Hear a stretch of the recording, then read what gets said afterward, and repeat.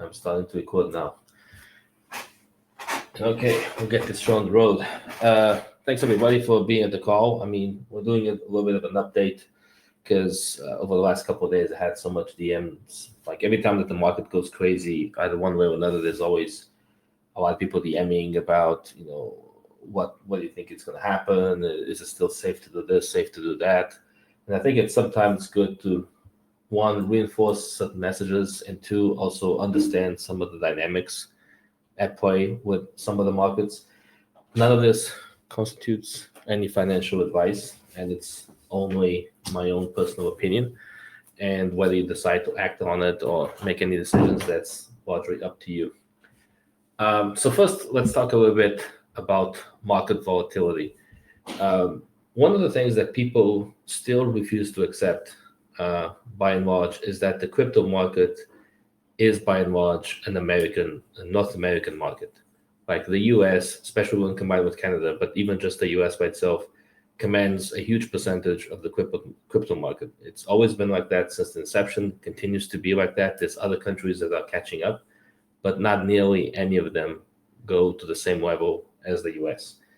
And what that means is, however the US economy goes, so does the crypto investments, or speculation, or whatever you want to call it. And what's happening right now with the US, largely because of COVID, but also because of financial policy for the last few years and all the financial incentives to help with COVID, is inflation is running rampant.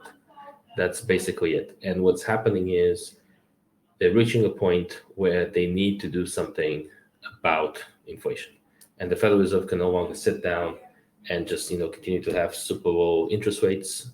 Some of the tampering from quarterly helps and everything needs to start essentially being taken out. And essentially what that means is it becomes harder to print money or borrow money or whatever you want to call it. The cost of each dollar becomes higher to the society in general. And all of a sudden people don't have the same avenues of finance that they used to have. Like it used to be a lot easier to get money. If you're unemployment, you had those extra benefits that were given in COVID. There was a ridiculous amount of people who took their unemployment benefits and speculated in stocks and crypto, and some of them made a lot of money, others did not. All of that stuff is right now starting to contract. And you're already seeing this in the stock market as well, where a lot of unusual amount of premium was given to future growth, and it was given to the future possibility of growth of a company, like companies like Netflix and such, which are not necessarily profitable per se, or a little bit profitable, but nothing to justify their multiples.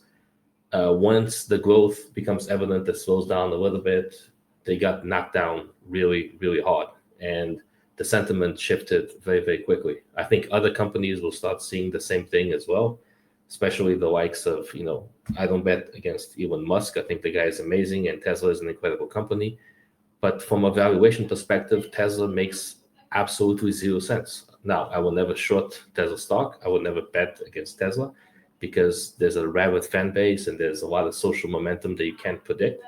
But from any financial valuation that you take of Tesla, it is insanely overpriced. It is something that nobody that actually does investing in the classical sense of the word should ever consider, unless you focus on the social momentum, on the meme aspect, on the popularity aspect, which this is what Wall Street firms are now starting to do. Is they're starting to calibrate a lot of their models and a lot of their analysis to the popularity of something, to the meme status of something, if you want to call it this way, since the whole GameSpot debacle like a few months ago. But regardless of whatever you call to that sentiment, or whatever you wish to address it, that sentiment is decreasing. That sentiment is not as pervasive as it used to be. Influencers no longer have the same pull to single-handedly change fortunes of a stock or a crypto investment. And even very popular influencers like Elon Musk and such, his influence is starting to wane. Like when he announced that, Tesla, you can buy merchandise using Doge, there was a little bit of a run-up, but that was quickly, met with dismay from the market, and Doge suffered just like pretty much any other coin. So what this means is we're getting to the stage like the .com before us, where consolidation and actual value and utility and what is this project actually doing Like we're starting to get to that stage of the market, to the maturity aspect of the market. And whether we like it or not, it's here, and it's probably going to get worse in the next few months. So it's just something that we have to deal with. Now, if you are a little bit familiar with Yummy, and if you're not, I invite you to come to our Telegram and just spend some time there and ask some questions. But one of our biggest assets is the fact that we have a substantial amount of capital employed into BNB, like Binance Coin and Cake. Now, why do I think that Binance and the Cake token will survive? Because when you look at historical models of when things like this happen, when essentially stuff hits the fan and a lot of projects that had no utility and fields are contracting, like in the .com, companies that were worth hundreds of millions of dollars overnight became worth nothing. But there were still many companies within those, the Amazons, the Microsofts, the Dell, and everything within those industries that survived and then became even way, way bigger than they were at the time of the crash. The same thing is going to happen here at the level of crypto, specifically with BNB, with Binance. And why is that the case? It's all about who is generating capital outside of the market that they're situated in. So we can argue that, yes, Binance, their revenue streams all around the crypto markets, they do trading, or they provide centralized exchanges, but it's not dependent of their ecosystem, of their token. So Binance token could disappear today, and Binance, the exchange, will continue to exist and generate ridiculous amounts of cash as it does on a regular basis. And because of the tie-in of Binance with the Binance coin, the health of the exchange is the health of the coin. And the exchange has never been as healthy as it is now. Like back in 2017, 2018, Binance would struggle to get 1-2 billion a day of trading volume. Their highest at the time was 10 billion in trading volume. Now they have reached past 100 billion many, many times, and routinely have 50, 60, 70, 80 billion worth of trading volume on a daily basis. So they're essentially 10 times bigger than they were in 2017. And obviously, in some ways, combined with the smart chain and everything, that has reflected on the price of their token. But now think about the scenario where you have a field contracting. What are the options that someone like CZ or someone in charge of something like Binance can offer? He has been on record saying that he wants to have 20 to 30,000 new projects on Binance chain. That the fund that they created a while back was in part to incentivize the creation of new projects, and he wants to have 20 to 30,000 new projects on the chain. So first off, that's demand for the token, demand for transactions, increased size in the ecosystem. But why do we take him seriously? Because we know that he actually has the capital to create funds to promote those developments. He could easily create something saying, every pre-sale that happens on Binance chain that is from a verified team or something like that will have liquidity injection from Binance of $50,000 to get started. Like this is going to be fight across the field. We're going to do this for every project. We're just embedded in the contract code to do pre-sales. All of a sudden, every single project that exists will do their pre-sale on Binance because they will have a ridiculous incentive to do so. Will be worth hundreds of millions of dollars, even billions. And Binance could easily do such a thing, which would be a pretty extreme measure, but immediately siphon traffic from other chains and convince people to essentially list stuff on the Binance chain because they have the financial capital to it. Now ask yourself, could other chains do the same? Could something like the Ethereum Foundation that has a couple of billion, more than a couple of billion, but in funding resources, which they're putting into Ethereum 2.0, could they say we're going to spend $10 billion to promote development of projects on the chain? Could Polygon do the same? Could Avax? Could any of the other chains that you think about, which are very popular, and I've used some of them and they work really well, and they will continue to have a lot of development, but they can't pull the same resources that CZ can to help his projects. Whether we like it or not, this is the company that's generating the most capital, the most profitable, the most influence, both in the chain and outside of the chain. Like work for interviews of CZ, he gets interviewed far more often than pretty much anybody else within the field. Vitalik gets interviewed quite a bit, but it's usually more about the technical aspect, the future of smart contracts, and just the technology because he is a great innovator. But when it comes to the business side of it, CZ is interviewed far more than anybody else. And when he gets interviewed, they always talk about the size of Binance. They always talk about the size of his exchange. So Binance is here to stay, period. And if you believe that Binance is here to stay and they're going to have some sort of role in the crypto space, then their token is here to stay. And if you assume that the field is going to continue to grow and a lot of projects will disappear that will not able to handle this next correction or market crash, whatever you want to call it, the ones who do will become bigger, the same way that Amazon back in the 2000s was not even worth $20 billion, and now it's a multi-trillion-dollar company. The same thing could happen to Binance here. So that solves for Binance. But okay, so now let's talk about Cake. Why do we think that Cake is going to survive? Because ultimately, Binance Chain and Binance the Exchange are two separate things. Binance the Exchange is an easier entry for a lot of people. A lot of people will invest in it and they'll buy the first tokens there. Binance was also one of the very first exchanges I used when I actually started using exchanges. I always liked them because they were such, so easy to use. They onboard a lot of new users. But as you have 20 and 20,000 projects in existence on Binance Chain, like again, that's CZ's goal. And this is a guy with deep pockets and highly motivated. So whatever he states, it's his goal. We should consider that there has a pretty good probability of happening.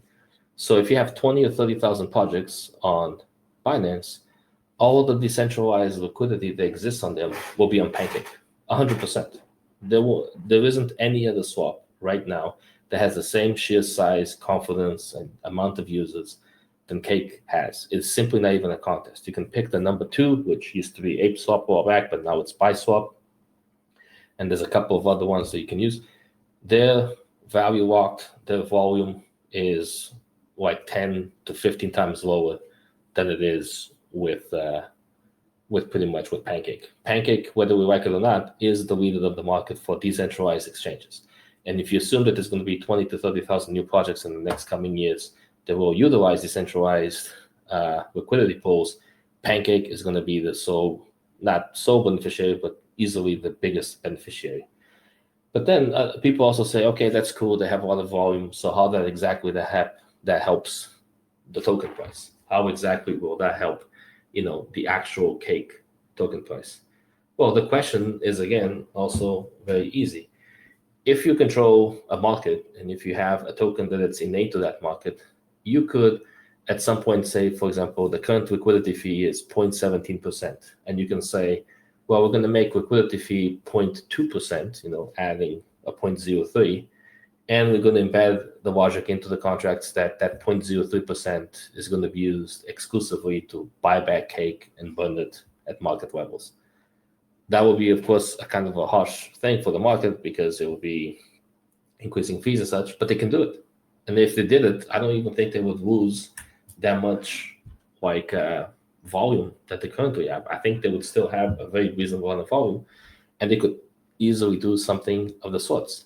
Whether we like it or not, they control the decentralized liquidity pools. So Cake is also going to be here to stay if you assume that you're going to have more projects coming on Binance. If you think that the Binance chain is not going to go anywhere, or if you think Ethereum 2.0 is going to be good enough, it's going to wipe out everybody else and nothing else exists, then of course the case for both of them becomes harder.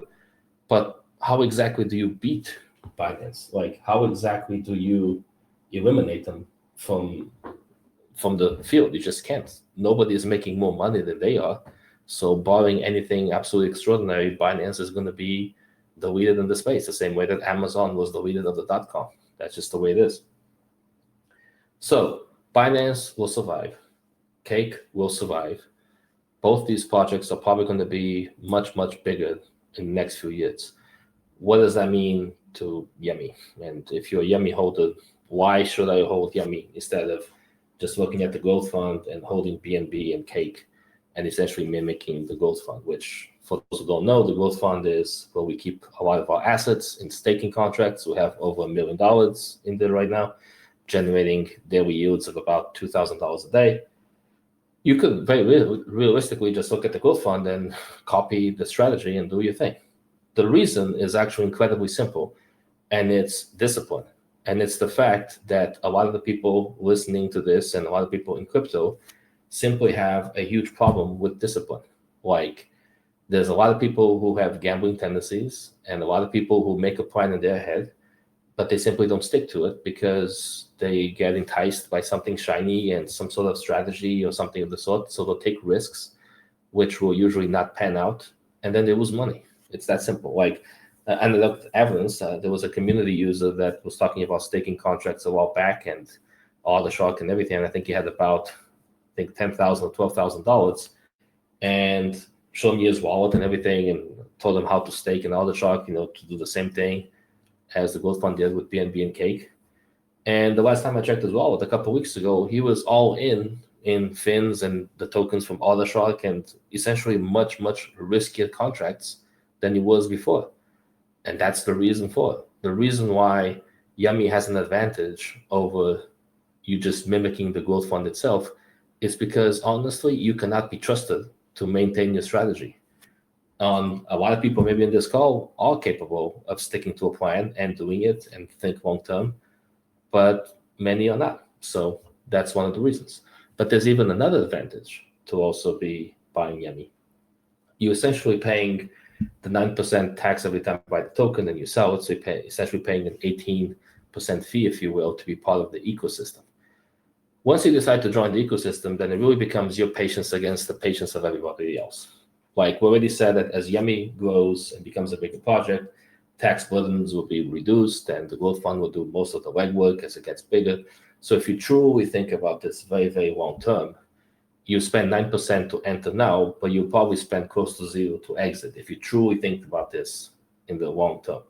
But obviously, a lot of people won't have that kind of patience. Actually, the majority of people won't even care. The majority of people will stay for like maybe a month and then change their mind. And for that, they pay 18%. So that is an additional benefit by sticking in the project that you wouldn't get if you're just staking your own individual bag, right? So if you're only staking, if you think about it, the growth fund is a community bag belonging to everybody that's being staked on these contracts. And if you stick to just like the staking itself, you get the yields from that, but you're also getting the implicit yield of people who join the bag, make a contribution, and then change their mind after a month. And they lost for that 18%. If they decided to do that with $10,000, then they just gave $1,800 to everybody. Now, whether that $1,800 is realized through staking rewards in the upcoming staking pools, or if it's due to a burn, like that's the part that it goes. Like that's the difference. The difference is maybe it's realized through contracting supply, meaning tokens are burned, or maybe it's realized by those tokens being sent to a staking contract, which if you hold Yummy or Yummy Dollar, you get them back as rewards, which increases your percentage ownership of the project. So that is the reason. That is the reason why you stick with Yummy, is to say, those guys have a strategy, they're going to stick to it. I think it has legs because I think Binance is going to survive. I think Cake is going to survive. And again, you also look at the growth fund, we have about 20% of the growth fund is all actually only Binance and stablecoins. So it's even more like 60% Binance is going to survive and 40% Cake is going to survive. And you participate in this community asset base that it costs 18% to enter and exit. And if you think you're going to be there for a while, then you have the advantage over the other people who just kind of come in, see how it is, don't like it, don't have patience, and they left 18% to the remainder of the community. And we had many people like that. And over time, that's going to contract the project and give you a higher percentage of your ownership. So that's one of the parts of Yummy as a whole. But the other thing is the Yummy Dollar, right, that we just launched. And the Yummy Dollar, for those not familiar, is currency that is like backed by, or a token that is backed by the growth fund. In essence, they will try to keep the value pegged at 1. There's a very detailed video on YouTube, on the YouTube channel, in the staking pools, explaining the interplay of the Yummy Dollar with the rest of the ecosystem. And of course, the question is always the such, why should I buy Yummy Dollar? Well, it's not going to do anything. It's a stable coin.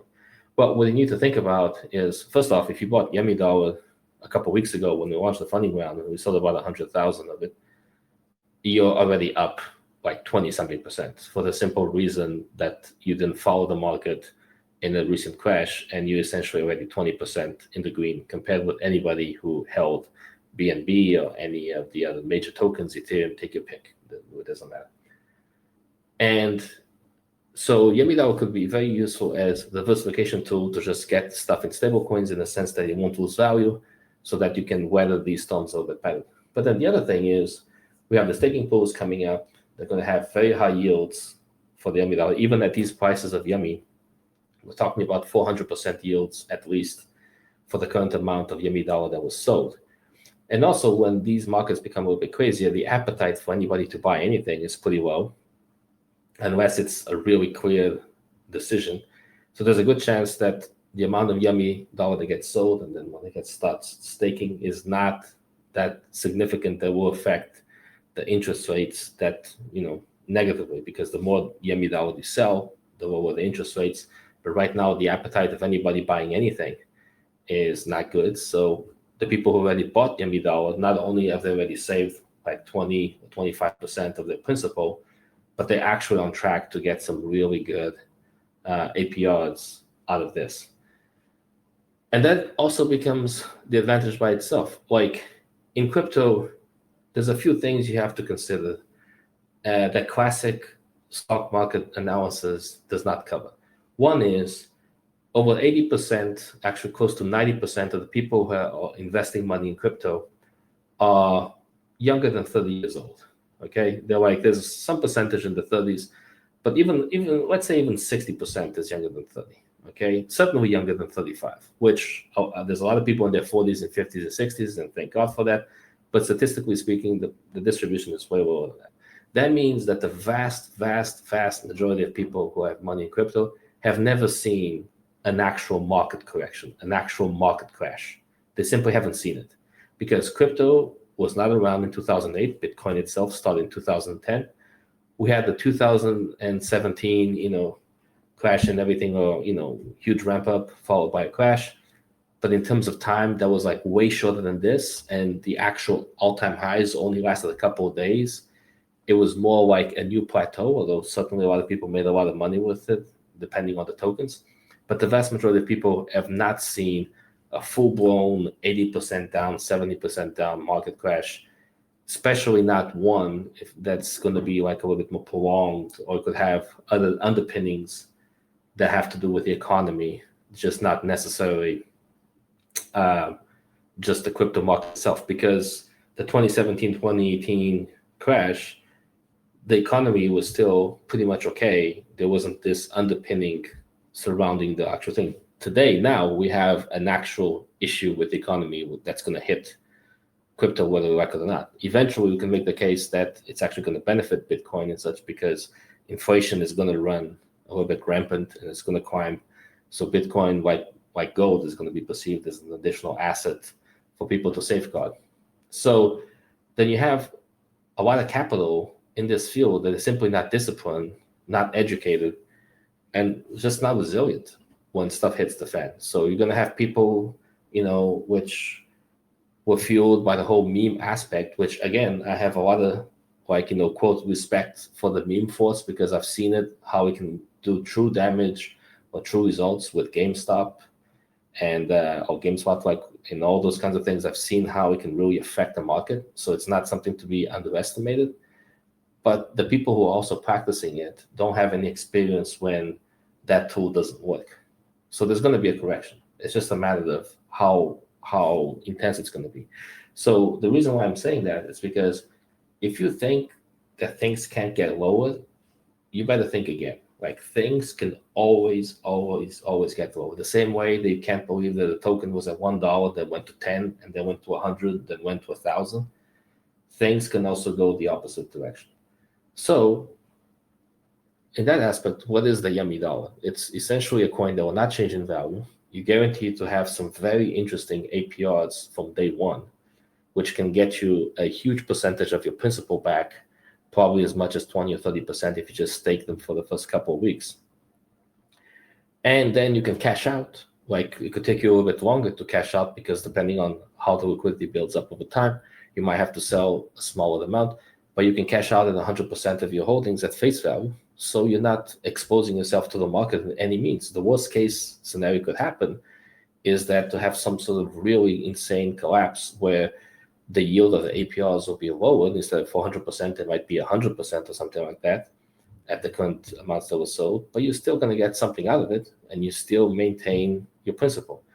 This is the kind of lesson that people need to start practicing a lot more. Instead of being 100% exposed to market, to YOLOs and to tokens that can 10x and to go on hype on telegrams, you need to start thinking a little bit defensively.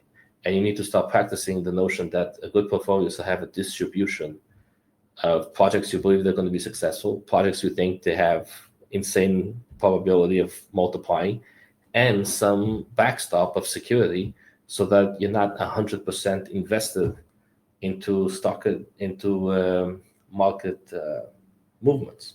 This is the role that the Yummy dollar has.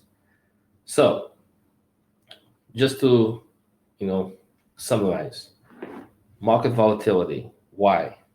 Because whether you like it or not, crypto is still US market. It's still the biggest market for crypto. However the US goes, so will the rest of the crypto markets. That's one thing.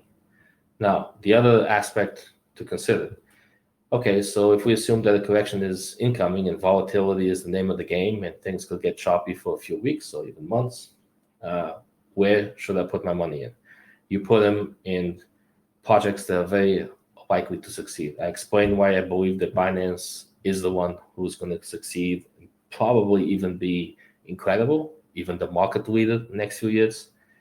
And within the ecosystem, if you believe Binance will be successful, then Cake will be successful alongside with them, because Binance will be successful through its Binance Smart Chain, which will have an outsized role into the ecosystem. I think it will even surpass the centralized exchange at some point.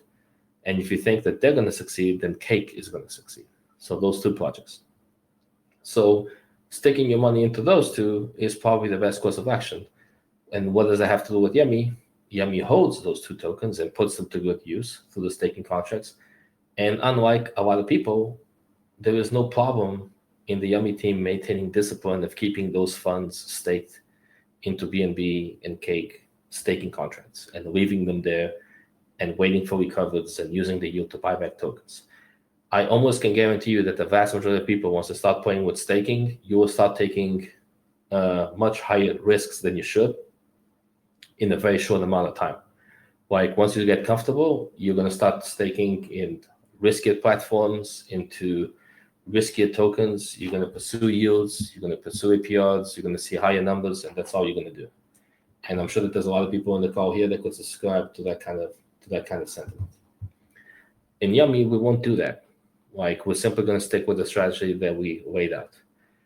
The other part is the Yummy ecosystem offers you possibility to diversify.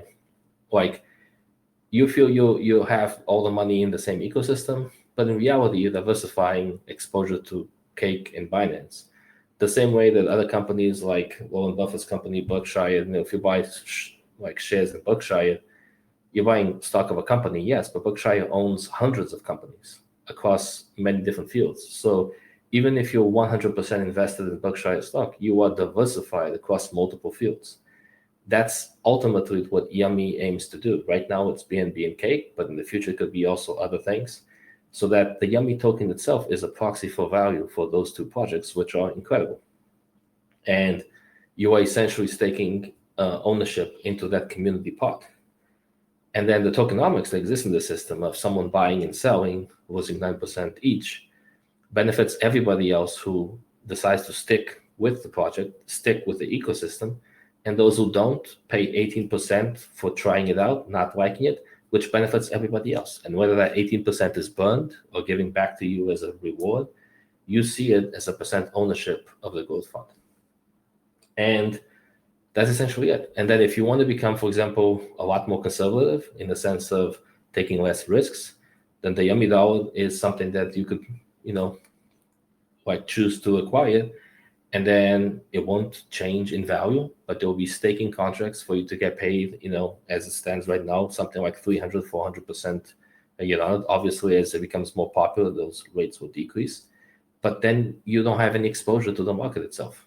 And you have the entire power of the growth fund to support. Like right now, the growth fund is a 10-to-1 on the amount of Yummy dollar being sold, which means it has no problems in backing it, to 100%. Like no issues. So that's what we're going to try to build here. We're going to try to build an ecosystem that already has the token itself powering up and using the tokenomics to, in essence, have a system that if you believe in it and then you decide to abandon, you pay a performance fee of some sorts that benefits everybody else. And then also a separate token that can provide as a fail-safe against market movements, and that you can choose to have whatever percentage you want of one or the other. And utilizing this formula, allowing the staking contracts to do their thing, and more importantly, time, because unlike many other projects, we don't need the hype of delivering something in a week. We don't need the hype of getting stuff out as soon as possible. We don't need to have constantly increasing Telegram members or Twitter members or followers. It just doesn't matter. Like in this project, time is on our side. Like, because all we have to do is wait for inevitably good projects to regain fair valuation, collect dividends and yields like we currently have from staking contracts, the yields from it, sell those yields to reacquire the Yummy token and fuel up the burns, and keep doing this. And even if the market continues to be in shambles, that's something we continue doing the same way.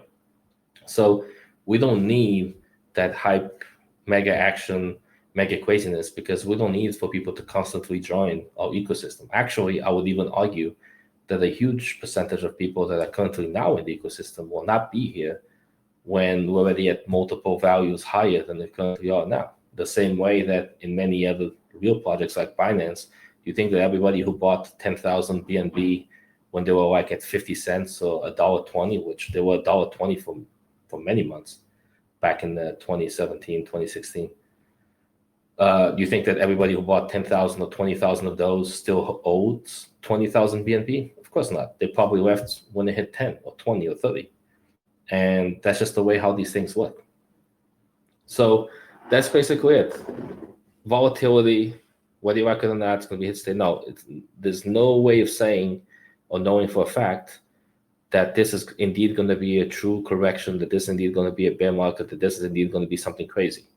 What we do know is that indeed the US market economy is hitting a crossroads at this point, which can no longer ignore. Partially fueled by COVID, partially fueled by financial policy, and something will change in the US economy. And because it's such a huge chunk of the crypto market, something will change in the crypto market. And if you're ready for it, then you can set yourself to run a few things and probably would make some money down the road. And if you're not, you will have similar stories to the people who had in the .com era that were invested in companies that were worth 500 million or 800 or 900 million, and then were worth zero a year after, the 2 years after the bubble burst. So we'll see what happens. But this is pretty crazy times. And we'll see how it's going to go. So with that, I'm just going to open to some questions. I'm not sure on Twitter Space if you're able to get questions from the Twitter Space, but you certainly can on Telegram. So if anybody wants to speak, just put your hand up and unmute. If not, we'll call it a day. And we got, 42 on Telegram and like 12 or something on Twitter. Also, this AMA will be recorded, and I will put it on Telegram for people to listen after the fact.